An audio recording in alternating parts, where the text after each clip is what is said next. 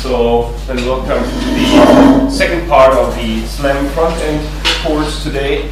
So we were in the context of the graph-based SLAM, where the question was, how do we actually get the constraints? So given that we have the constraints, we know how to deal with that, so how to optimize the graph using different techniques. But the question was, how do we actually obtain the constraints? So we're really not focusing on the back end anymore, but on the front end, which is the second part of the problem. And this is the one which strongly depends on the input data that we have, so on our raw observations, and tries to generate the constraints that are then used in the back end, in order to compute the appropriate map of the environment. And we started a little bit with that last week. So one of the questions we addressed was, where should we actually look for potential matches? So does it make sense to compute the, for example, similarity of the current observation against all previous observations? And turns out that this is, at least for larger maps, quite inefficient. What one can do is one estimates the uncertainty of other nodes in the graph, so B1, B2, for example, here, relative to the current node A, and then just verifies, let's say, is there an overlap between the center range of A, so the maximum range I can currently see, and the uncertainty of the corresponding nodes measured relative to A.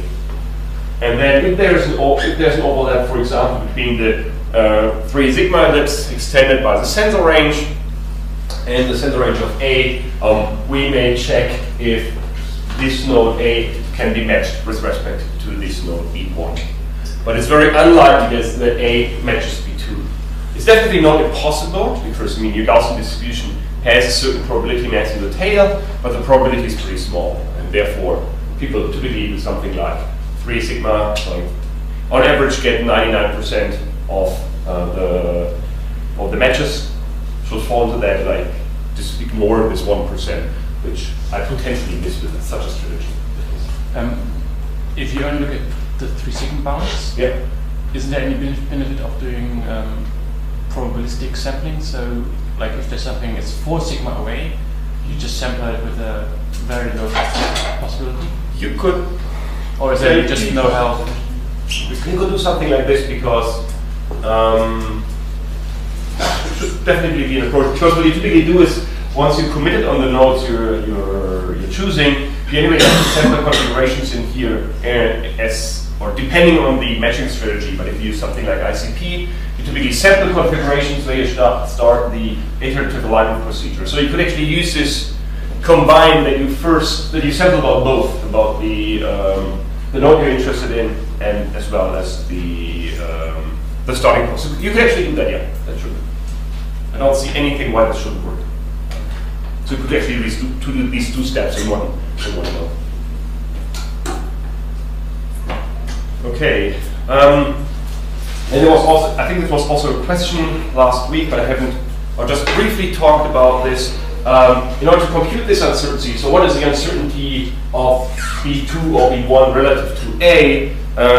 We can actually look to our H matrix in graph-based SLAM and estimate, so fix the node A and then compute the uncertainty of the other nodes relative to that. This is, however, relatively expensive because it requires inversions. And an alternative approach or fast approximation is something which is called a Dijkstra expansion. And the idea here is to just propagate the uncertainty along the edges as if it would be a tree and not a graph. So if you have a loop closure, you simply ignore the fact that this loop closure reduces the uncertainty about the position of those nodes, and you simply propagate it forward. And this leads to an estimate of the uncertainty where the uncertainty is bigger than it is in reality. This means you may need to do more than you do too many checks for loop closures for your bound, but this is very efficient to compute and avoids that you need to do this matrix inversion frequently. And so this is one approximation of that. So your uncertainty ellipses are bigger because you simply use less information, but then you can compute it very efficiently. So it's one way if inverting the Hessian is too expensive for the problem you're addressing, that's one approximation that is to be used. So it's kind of a standard way for doing this is extra extension in order to get a rough estimate or a conservative estimate of the uncertainty of the nodes in the graph relative to the current nodes. And then last week we introduced a few applications, or just sketched a few applications where techniques are used. For example, the ICP-based approach, and the question was how can we deal with a problem that is sensitive to initial guesses. We briefly looked into a system that was using visual features to make the alignment, and so how do we do this kind of inefficient sampling and ICP were two things we briefly discussed last week. And today I would like to look into the question, how do we deal with ambiguities in the environment? For example, if we have two rooms which look perfectly the same, how can the robot identify in which room it actually is? Or at least how can it recognize these situations? And then it's typically better to not introduce a constraint if you're uncertain, and simply say, I don't include any match right now in order to come up with, or avoid adding wrong constraints to the graph. And so the ability to deal with these ambiguities in the environment is something which happens in reality quite often.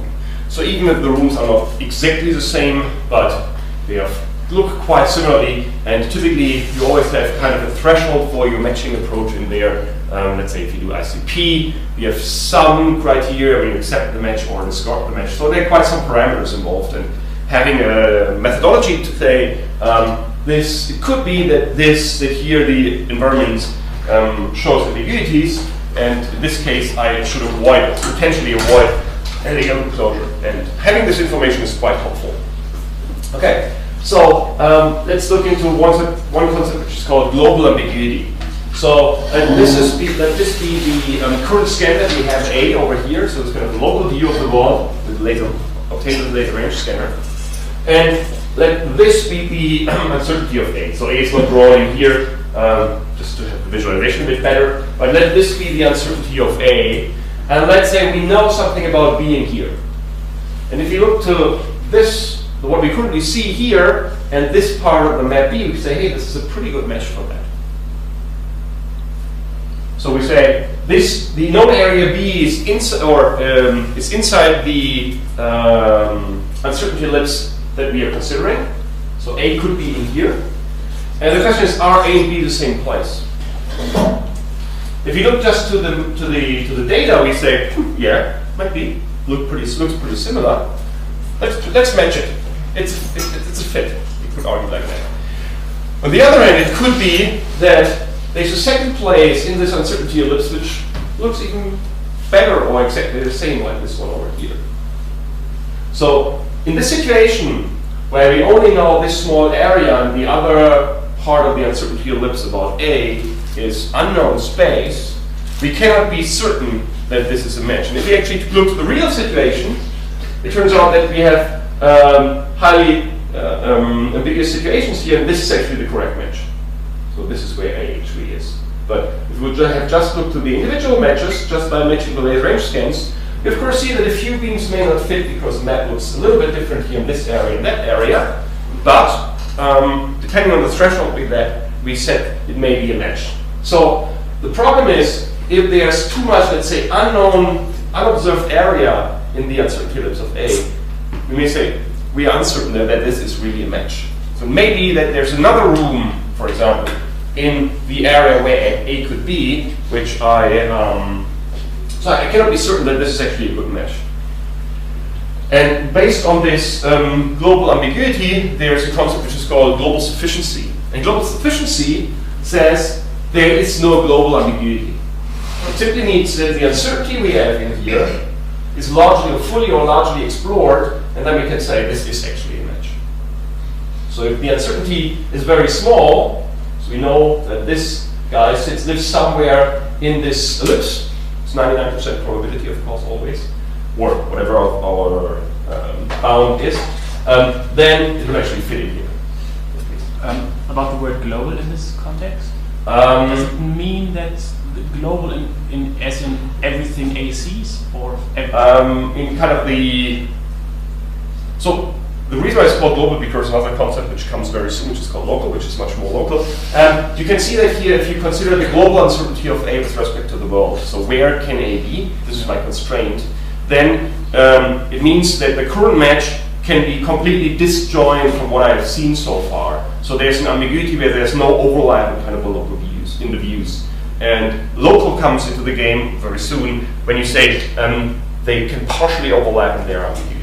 So if you have seen already something which is ambiguous and you simply don't know where it matches together, this is kind of called a local ambiguity. The global ambiguity here means they're completely disjoint matches. So there can be a second place in the environment which is distinct or disjoint from what I've seen so far, and both do match. Therefore, the word global ambiguity comes in here. Does this answer the question? Yes. Any further questions so far at that point? Okay, so the goal is, if we want to do our matches, we want to have a globally sufficient match. So something like this is something what we want. If we have global ambiguities, we are not sure, should we do the match or should we distort the match? Because it may be that there's the case that there's a second part of the environment which looks very similar to what we have seen so far, so we are not sure, we have this global ambiguity. But if you have a globally sufficient match, that's something which is good. That's what we want. However, it can be the case, something like this would be a globally sufficient match, but we have local ambiguity. And so you can see this part, there's a corridor, and these are the entrance to rooms or pillars or something like this, that you can actually move A along this corridor match, and you would find several matches where it could match. So by moving it around in the uncertainty ellipse, and these are all overlapping areas. So this part of A and this part of B overlap, so this is not a completely different part of the environment, but I have a local uncertainty, something also called a picket fence problem. I can figure fence and whatever, which kind of pillar or picket you want to match against, you get multiple matches. And that's something that we given what's called a local ambiguity, because you know that A sits in here, but you do not know exactly how it is aligned properly. And these are the kind of often the two problems that we have. So if we want to generate a match, so in order to add to match two places, so match the current observation against places that I've seen so far, we want to have global sufficiency. That means so our current observation is actually in that area and cannot be somewhere else where we don't know anything about the environment.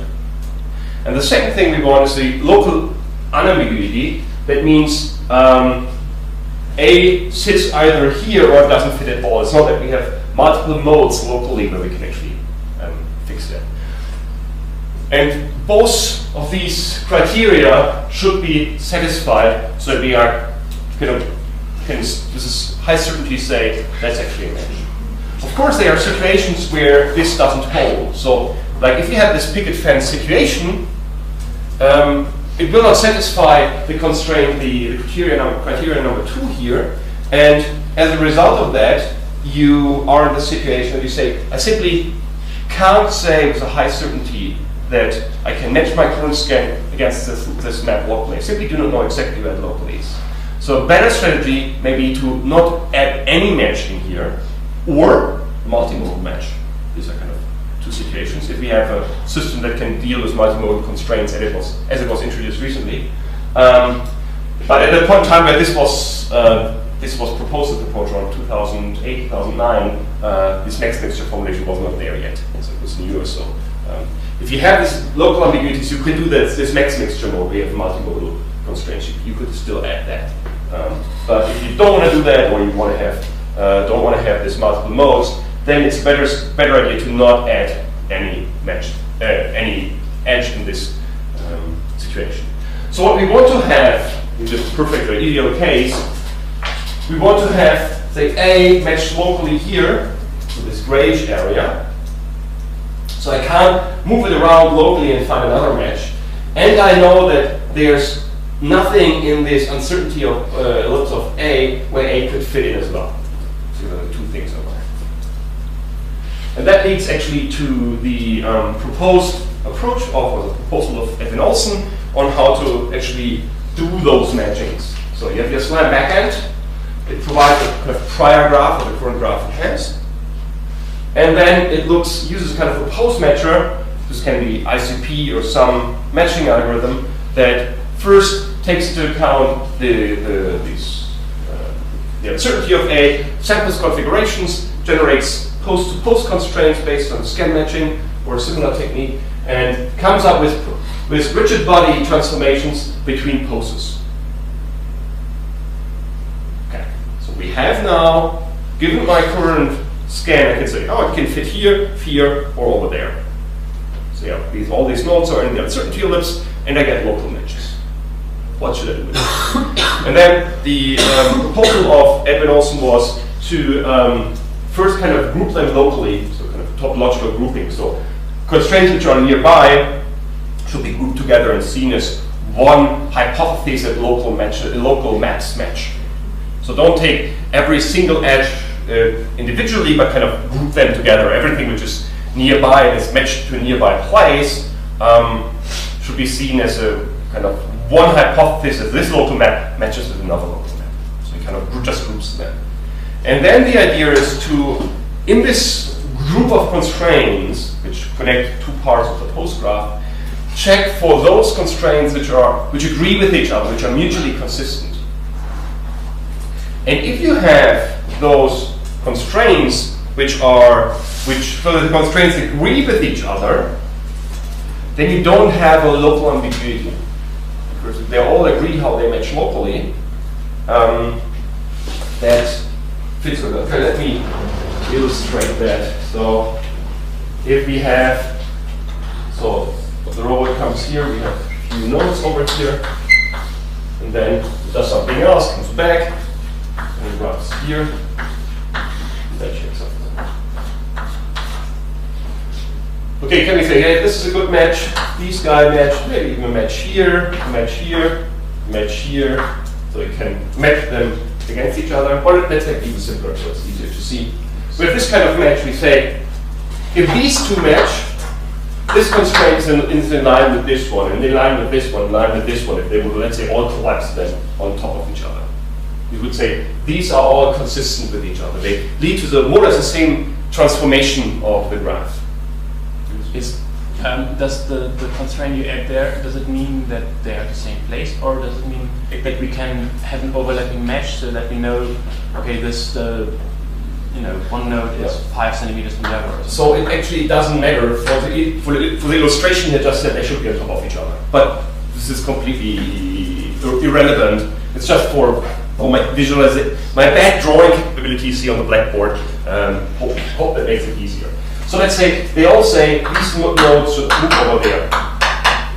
That's just something which is good. All are consistent with each other. If you ever have the situation that this guy says, this one should go over here, then we have a situation that, let's call them A, B, C, and D, that A, B, and D are consistent with each other, but C is inconsistent with them. And this is an indicator that we have one of those picket fence problems. So we have two possibilities to align those local maps. So either they are like this, or they're moved by one. So we could even think that we have multimodal constraints like this. You could say either they fit together like this, or they are shifted by one. And if we would group these, in this situation, we would have 4 constraints which say solution 1 and 4 constraints which say solution 2. And this is an indicator for this local, for this picket fence problem that you have local ambiguities. And the idea of Edwin Olsen is, based on this topological grouping, to select a technique which is called signal cluster graph partitioning, tries to identify the subset of mutually consistent edges. And then it does a global ambiguity test, which simply says, what is the uncertainty I have, and what do I know about the environment? Is there another place in the uncertainty ellipse where one of my current observations actually fit in there where I don't know anything about the environment? If so, I simply reject the match, otherwise I accept it. And then this then he adds what is called a loop closure where you can be sure that, more or less sure, of course there are always approximations involved in here, therefore we're not 100% sure, but you can be quite sure that this is a good match. Okay, so kind of the idea clear? So we have an ICP or whatever matching algorithms which simply can match us two poses. You say they match or they don't match based on the local observations. Then we group them locally. And in this local group, because you can see this local group as a submap, we kind of match the submaps and say, is there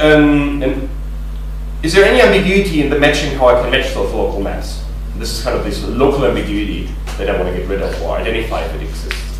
And if this doesn't exist, I'm happy, so I say they're locally distinct, then I look if there are another place globally where they could match.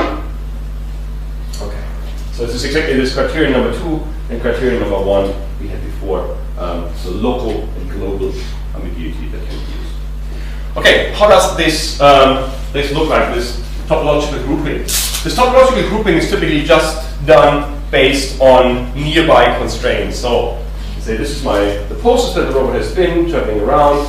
My scan matcher reports matches they are all nearby, so that's one local group and a second local group. This can be done in a very heuristic way. Just group those matches together which are close together in space. Of course, my argumentation is these guys over here generate a local map, and these guys over here generate a local map. They just match these local maps. They simply do not know exactly how it is matched based on the constraints. And exactly the same down here. So you can see this is a potential match of local maps in this one, and now let's simply check if there is a local ambiguity. That's the first thing we want to check. And so if we get in the data, so let's say we have, this is the first time the robot, or this is one part of a post graph, and this is the other situation of the post graph, or these can even be 2 or 3 traversals already. This is the current observation which come in. I match the current observation shown in red here, you can see that with the one in blue. And if I don't do any filtering, I just get all the matches that my scan matcher may generate, I may get a map like that. And what I want to do is I want to identify this subset which is locally consistent. So it should look like this, so here the maps are kind of nice and consistently matched on top of each other. And then I want to see how many of those possibilities do I have. And if I have only one possibility, which is locally consistent, then I'm happy to accept that. If I have ambiguous situations, I don't want to use it, take it into account. One important thing to note in here is that it can happen that you simply have a few wrong constraints. And this doesn't automatically mean that there's a local ambiguity.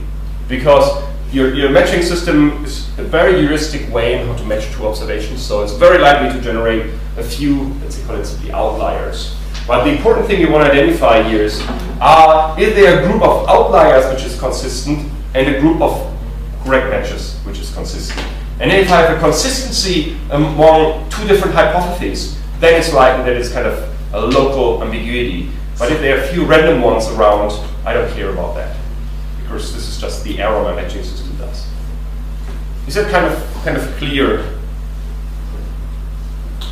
Okay, so we want to find this. Now the goal is now to find this subset of locally consistent matches, and I want to check if I have multiples of them, please. So, but it can happen like in your picture that these 2 nodes like they match to the same. Yeah, so because this is not as my example here that I say they are on top of each other. Okay. This is just a rigid body transformation between those 2.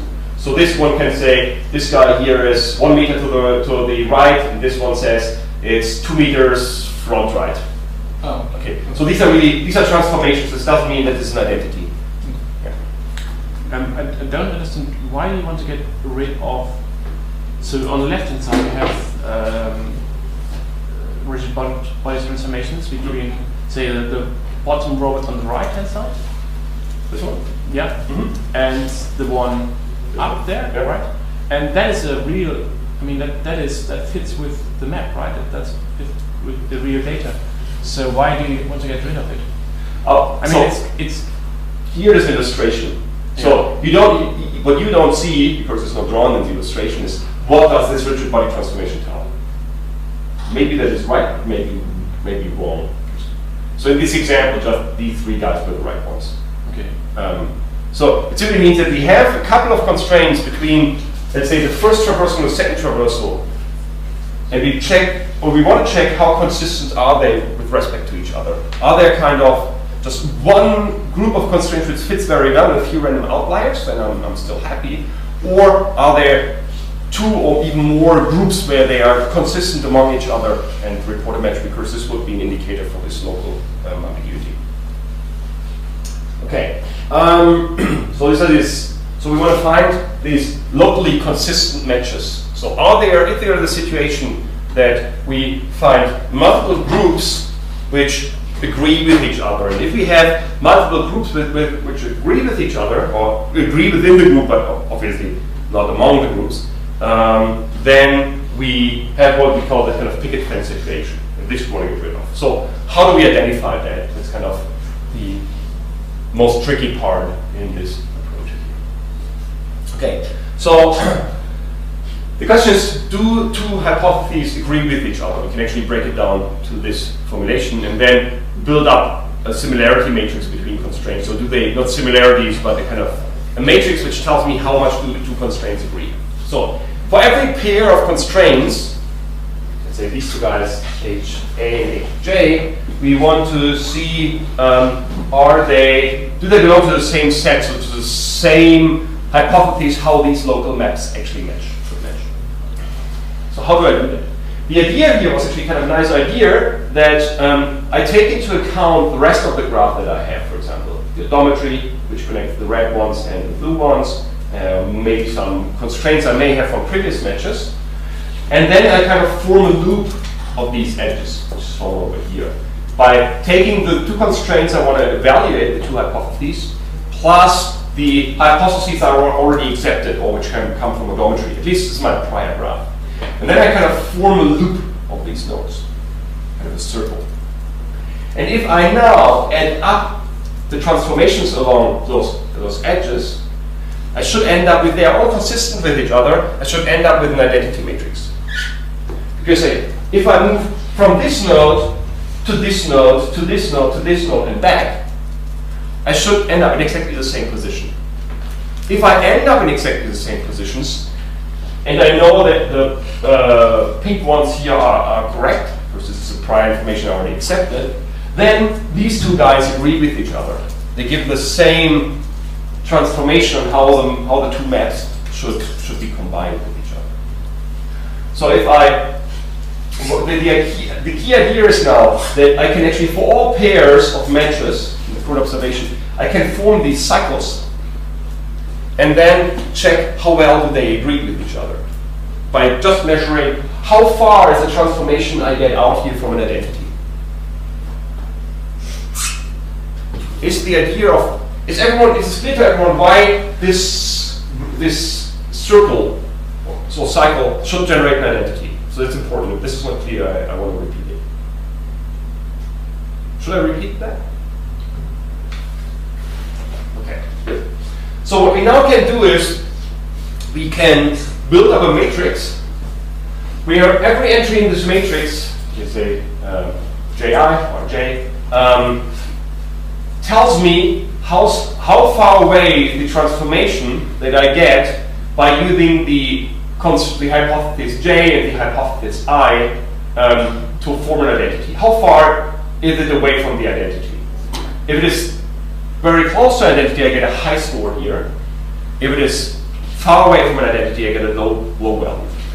And simply the lower value, the more the constraints disagree with each other, and the higher the value, the more they agree. Yes, please. How do you measure the distance between the loop ij and identity matrix? That can be simply, it's like the error function we used before. Like we have a sequence, we don't have only two transformations, we have a sequence of transformations, and just, for example, take a Gaussian distribution, how far it is away in distance and orientation or something. But you get two matrices, not two vectors. No. So what we're doing here, so this can be seen as a matrix, a homogeneous transformation matrix, and all these guys are seen as a homogeneous transformation matrix. So I just multiply all of them with each other, and check how far is this matrix away from the identity, which I can obtain by transforming the product of homogeneous transformation matrices back into a vector which tells me my 6 components, or 3 or 6 components depending on 2D or 3D, and I check how far is it away from 0. Because this is exactly the way the error function was computed. So the error function, what we did is we said how well do the poses, how they are configured right now, agree with the observation. If we see this as one observation by just multiplying them, I just check how far is 0 away from this observation, which consists of just a multiplication of these 4 transformation matrices. And I have exactly the same situation as having the error terms here. So large error values give small values, and small error values give high probability, or similarity, or however you want to define it. Okay, so it's a probability, what we can write down here in here is a probability that I and j can be composed to a loop, which is the identity or close to the identity, given these 2 constraints and given the prior graph I have. So now what I can do is I can fill all these elements of this matrix. The higher the values in an individual entry of this matrix mean, the more these 2 constraints agree with each other. The smaller the values, how much they disagree. Okay. Okay, now I have that graph, this matrix, and what I now want to find is which of those 4 groups. So maybe that I find 2 groups in there. One group which agrees with each other, another group which agrees with each other, but they don't agree between the groups. So group A agrees inside the group B agrees inside the group, but A and B do not agree with each other. That's what I want to find.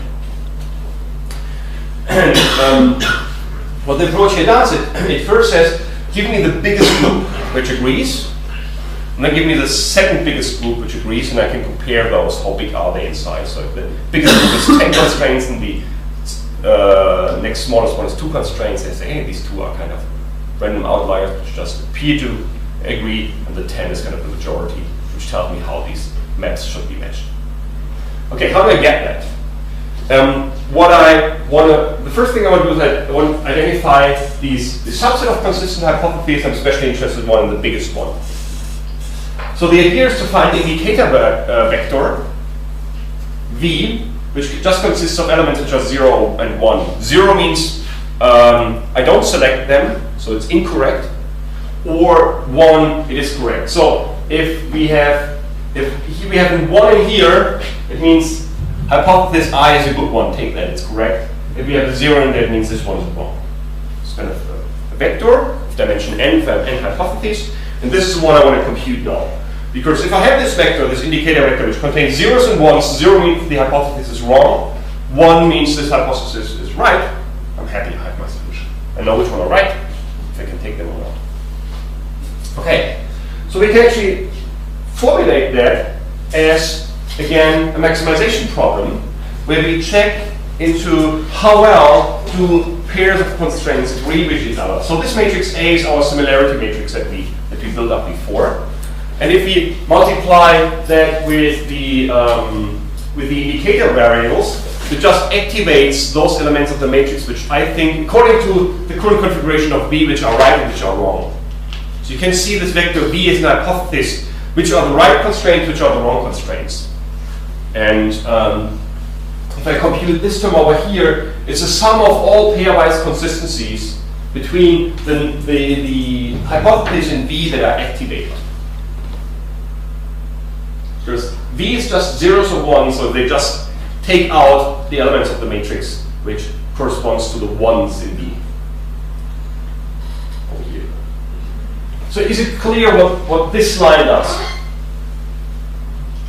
Yes, please. The question means that here we only take into account the amount of similarity between different nodes, yeah, and we do not consider the spatial difference, the spatial distance. What do you mean with special distance? Spatial distance. Yeah. So the similarity kind of encodes this spatial distance with each other. So if we go back, so if this loop we build up here gives an identity, then it's a perfect fit. The further this loop is away from the identity matrix, so the transformation I get out by multiplying these guys here, the further it's away from the identity, the further they are spatially away from each other, and the smaller the probability will get. So you can see this probability. You can see there's a Gaussian distribution over the distance. Can it happen that there are several loops which are quite, so each of these loops is quite good, and we get ones in this matrix? Yeah. And so, but between each other, these loops are far away. This is exactly what will happen. What this means is just given one indicator vector v, where there are zeros and ones, I can compute how consistent are those constraints with each other.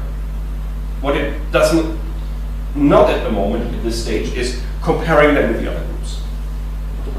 So, given a vector v, so given the v, given I tell you an indicator vector 0, 0, 1, 1, 1, 1, 0, which means the first three are zeros, the next ones are activated and then are 0. If I do this product here of V transpose the similarity matrix A and V, it gives me the sum of all pairwise consistencies of those constraints which have a 1 in my indicator vector V. See, sum of the consistencies. Okay? And this is the case because V is an indicator vector. It has only zeros or ones in there. So I said 0, then the value is not considered, or it's 1, and then it's just 1 times the value of the matrix. And if I divide it by V transpose V, this is just the number of hypotheses, the number of elements which are 1 in this vector. Just a scalar product of these two vectors. And these, since they are identical, I get 1 for each entry where V is 1. So what this gives together, jointly, what my lambda is just the average pairwise consistency in 4, 1 indicator vector. So given an indicator vector, if you compute lambda, it tells you what the average pairwise consistency between those constraints is there. So it can be more than 1. Yeah, clear. If you have millions of constraints, you add up all the similarity values, you can get arbitrarily big. But it can't be smaller than 0. Is it just a sum? It's just a sum. It's not the average. So Obviously this is a sum, but if you divide by the number of elements you have, you get the average. Okay, so it's important to yes, please. But is there like no? Isn't it better like if you have it maybe a slightly worse average, but way more processes or something? No.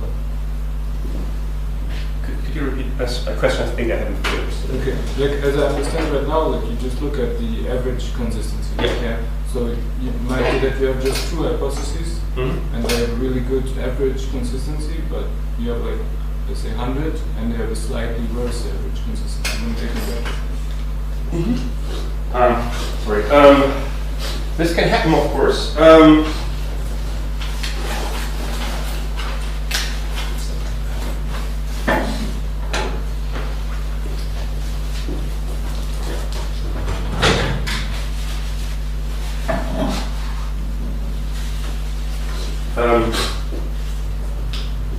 So this can, you may end up with this, if you have this situation that you have a small group which fits perfectly in a large group which doesn't fit that well. But the question is, do they agree with each other? So if they give more or less the same performance, but they are different global matching hypotheses. One group says go to the right, the other group says go to the left. I will very soon tell you how you can identify that you have 2 hypotheses. If one is dramatically worse than the other, you typically want to have the one which is better on average. That's at least the criterion which is used here.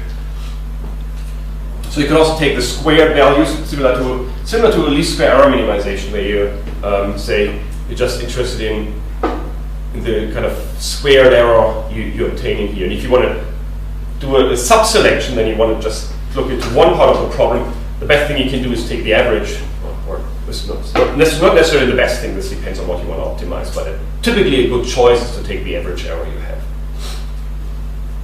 Okay. So what we want to do now is, for a given indicator vector v, we can compute this lambda over here. We're interested in actually maximizing those lambdas. So you can see this now as a maximization problem. As we say, lambda, which depends on v, you want to find v so that lambda is maximized. You can formulate that. That is the that will be the biggest group, or not the biggest, but the group which on average best agrees with each other. Okay. We can know how to do this. We can formulate this as a function, lambda of v, is our function, and we want to maximize this function, right? The problem we have right now that v is a discrete vector, so we can only have zeros and ones, and this makes this kind of tricky to handle. So actually we have to actually fight that problem. If v can only take discrete values, it's actually an NP-complete problem, and we can just iterate over all combinations. If we however say, okay, let's relax this assumption that these are discrete values, and we allow continuous values for v, just for the maximization, then we can actually, we know how to minimize a function or maximize a function. We do it all the time. The idea is just to say, okay, just ignore for the moment that it is a discrete problem. I handle this as a continuous problem. I do my optimization, and then I look to my indicator vector, and it's quite likely that most of the values are close to 1 or close to 0. Or at least can do a thresholding. Everything which is bigger than 0.5 gets to 1, and everything which is smaller than 0.5 gets set to 0. It's clearly an approximation. Of course, it doesn't necessarily has to be the case that this is actually the indicator value which is the best in the discrete case. But because so there can be situations where this is not the optimal solution, but often it is pretty close, or it is a good solution. So how do we maximize this function? Okay, we compute the first derivative, sets the first derivative to 0, and then we end up trying to solve the equation we get out so that the first derivative is 0. Compute the first derivative, which is the partial derivative of lambda with respect to v, should be 0. I don't want to go into the details how this function is derived. The only thing which we can show is setting this to 0 is equivalent to solving this equation over here. There's something which I tell you now. So there's a way in how to derive that. The derivative of this function with respect to v. I don't want to go into detail how this is done, but the result of this is for symmetric matrices, it's hoped that it's equivalent to solving this equation over here.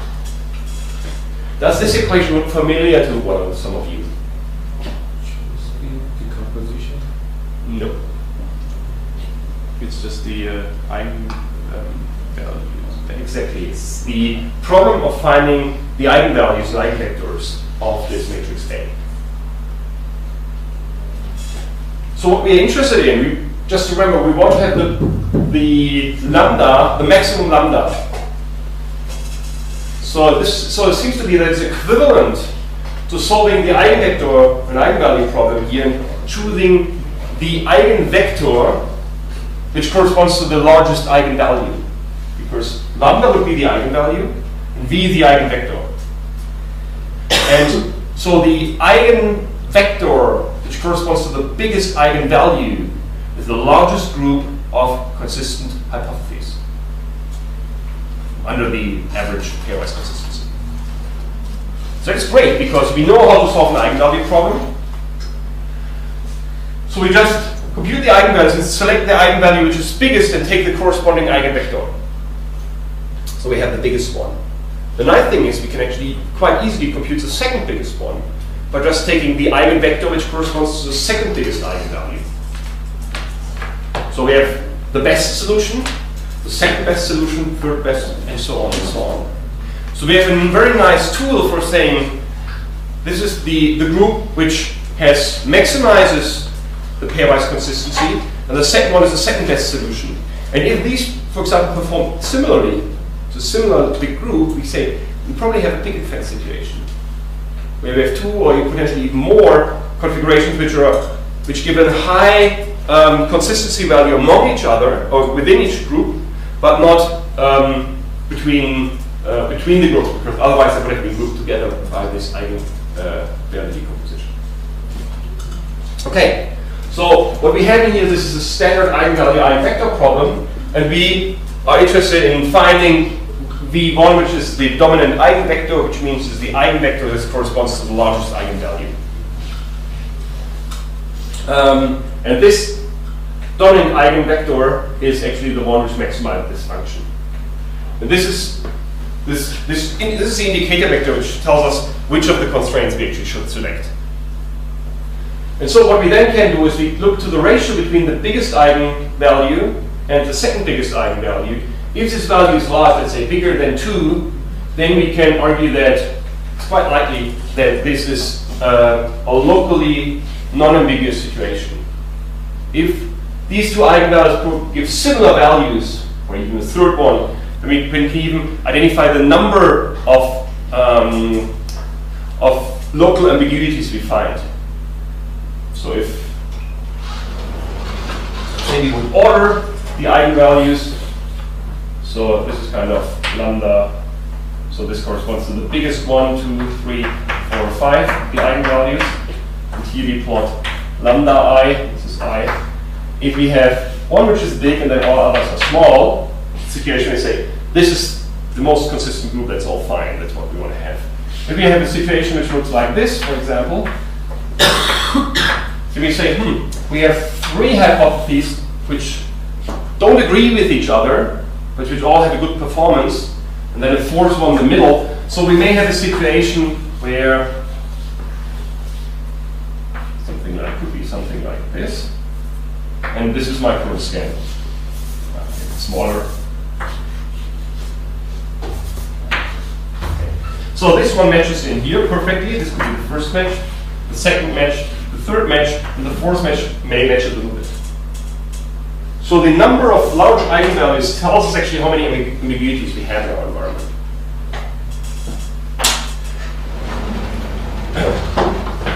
So if I want to identify how many local ambiguities I have, I just look to the eigenvalues. And if I have only one large eigenvalue, the second largest eigenvalue is small, I'm happy to say, this is a locally unambiguous situation. I'm happy to accept this match from this criterion. Okay? So it's good. So are there any questions so far about that, please? Wow. Discretizing V1. Yeah. V1 is now an eigenvector, so it has length 1. Yeah. So what do you do? Just multiply it by 1,000 and then discretize, or? Good point. Maybe, and then also leading from that is the question: is it actually proven that our discretization step does a good approximation of the discrete, first we have discrete and we put it into continuous. So we definitely lose something. This is definitely not the optimal solution, right? Sure, but is it good enough? I mean, is there like? I'm not sure. I simply don't know. There's a theoretical bound which tells me this introduces an approximation error of at least a factor or something. I simply don't know that. Do you have an idea about that? If there's a bound on the approximation error due by discretizing the after optimizing in continuous form. And then back to the discretization. How do we do this? Actually, a good point. Was discretization done when B is unit length right after the eigenvalue? Yeah, you can basically figure out the threshold, and you can determine the threshold to maximize the quotient, so the B. Oh, right. Yes. Maximize. Because you want to maximize this function over here, Lambda, and it's a constant factor. You need to multiply B this. You increase it until you maximize lambda. Because you can always re-evaluate it. Just 1D problem that you're looking at. Was suggested also a different technique, but this is one of the possibilities. Okay, any further questions about that? It's a pretty good point. I completely missed that at the very end of the lecture. So is everyone clear what the question was? Because it was kind of important and I missed that when I was preparing the lecture, I have to admit that. Does everyone understood the question, what the problem was? So if you solve this eigenvector problem, it gives you the eigenvectors to be length 1. So the question is, how should you threshold that? So what rounds to 0 and what rounds to 1? Because depending on how long it is, vector, the values will be smaller, obviously. So it's no fixed threshold that can be used. But since the goal is that v should maximize this function lambda, you can multiply by a constant, and then do the thresholding, for example, at 0.5, and then just check for which value constant multiplicator you actually maximizing lambda, because you can just re-evaluate it. So we do some kind of scaling here for... Yes, so you need to scale the vector with the constant before you do the thresholding. You can just do this thresholding. Yeah, that's what you suggest. It's equivalent if you multiply the vector and make the thresholding at 0.5, or if you just compute the threshold, that's equivalent. Yeah. Is it kind of clear what happened, or what the problem was for the point that I made before? Okay, so we know how to do the to deal with the local ambiguities. Let's check about this, the other criterion, the last check, if it is globally ambiguous or not.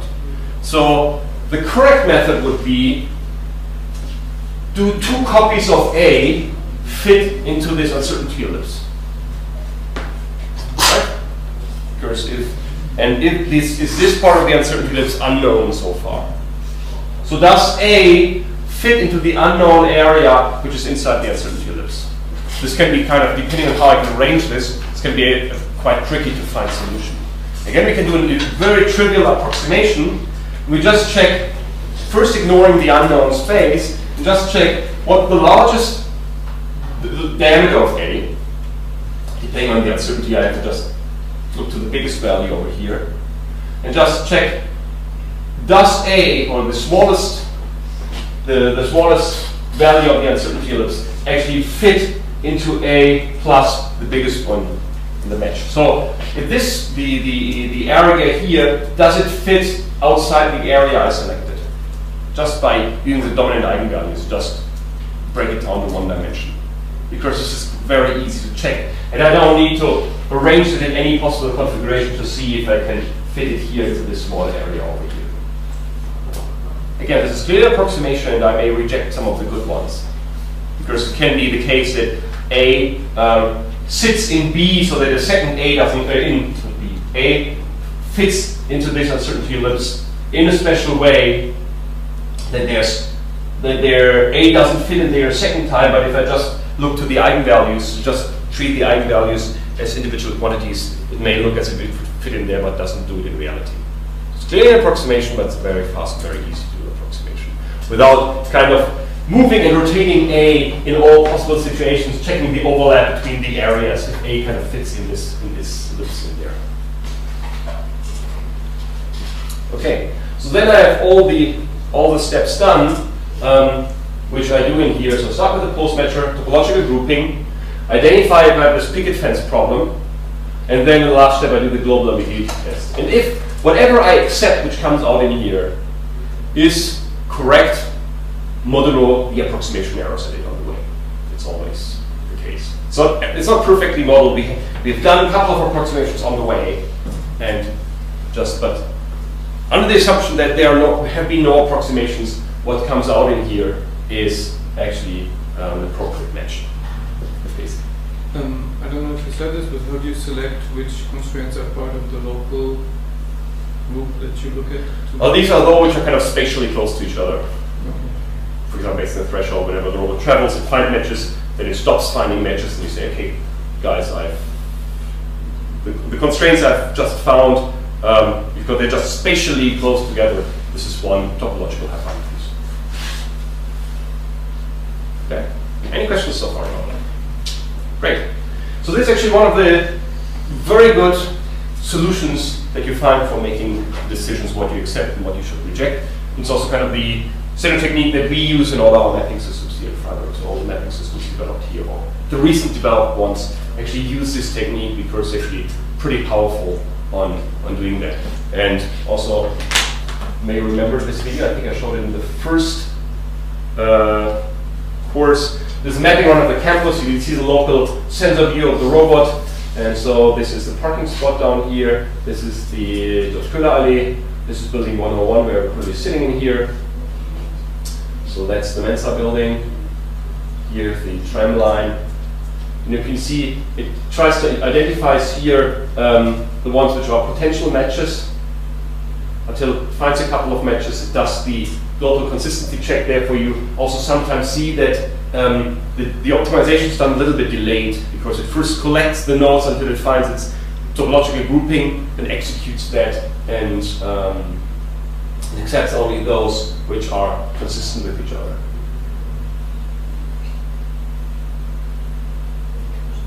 And so kind of this area here is now the nodes which would fit from the uncertainty ellipse that the robot has. It needs to check if the constraints actually fit in there. And as I said, there's kind of a standard technique which becomes more and more popular, at least we use it in all our mapping systems because of previous experience with that. Yes, please. Yeah, these red dots were like those ones that were being optimized. No, the red constraints were those which are in the uncertainty ellipse where you look for potential matches. Okay. So it was just on the uncertainty. So it's kind of giving you fix the robot as at a fixed position, and then you propagate all the other nodes, and then which nodes over the uncertainty ellipse of the node overlaps with the current nodes. So exactly, so I fix the current node of the robot, I propagate the uncertainty. Whenever there's a node which overlaps with my current pose, then I should actually check if there's a closing constraint. These were the red ones, the nodes which I actually check. Sometimes it was quite far away. Yes, sometimes this is quite far away, depending on, it mainly depends on the uncertainty you accumulate on the path. And, yeah.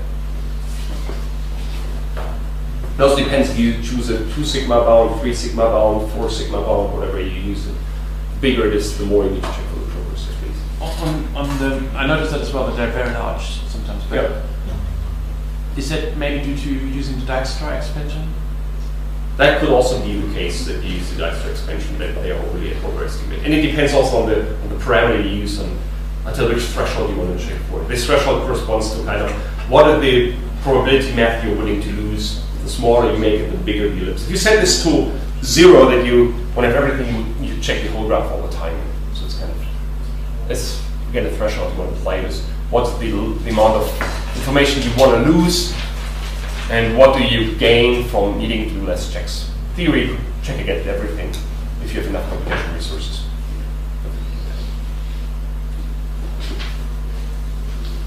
Okay, so this is actually the last lecture as a traditional lecture here for that course. We looked into how do we actually generate those edges. And so, yes, last week we looked at how we can actually initialize ICP in a nice way in order to efficiently find or get rid of the local minima problem, and also kind of how do we actually sample, where should we actually look for constraints. Kind of discussed just 2 systems last week on how we can actually do that. And today we want to focus on, given that we have these tools to find post-to-post matches, which of the matches we should actually accept and which one it's better to reject to not add outliers. And this was done based on 2 criteria, the local criteria and the global criteria. Local means is there a local match, so can I just shift my scan a little bit and find another peak in the observation likelihood function, or do I, and after that, if this is all fine, this is locally not ambiguous, I check, is there another place where this could globally fit for making the constraints. Actually, this work goes back to Edwin Olsen on recognizing places using spectral clusters of local matches 2009, where he finally presented this as a whole system, and which is kind of one of the standard approaches for building front ends in SLAM. We use it frequently, it's kind of very nice work. Any questions about that? Okay, perfect. Then we make a short 5-minute break, and then we'll kind of sum up a few things, and then we talk about what are open problems, and I also want to briefly discuss the evaluation of the course.